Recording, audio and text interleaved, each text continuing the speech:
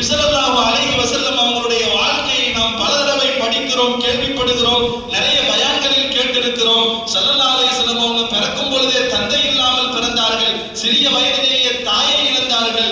அவர்கள் அடுத்து அப்படியே மக்காவில் இருந்து சொந்த ஊரிலிருந்து வெளியேற்றப்படுகிறார்கள். தாய் தேசத்திற்கு போய் இந்த இஸ்லாத்தை பற்றி சொன்னதற்காக வேண்டி கல்லடிபட்டு அவர்களுடைய பாதங்கள் எல்லாம் ரத்தம் சொட்டுகிற அளவிற்கு காயப்படுத்தப்பட்டார்களே. இந்த கஷ்டத்தை விட யாருக்கு அதிகம் கஷ்டம் வந்தது? அதற்கு பிறகும் ஸல்லல்லாஹு அலைஹி வஸல்லம் அவங்களுடைய வாழ்க்கையில் அவர்களுக்கு மிகவும் உறுதுணையாக இருந்த அன்பு மனைவி ஹதீஜாவும் அவர்களுடைய பெரிய தந்தை அபூ தாலிபும் ஒரே வருஷத்துல மௌத்தானாங்களே. ஆமுல் ஹுஸன்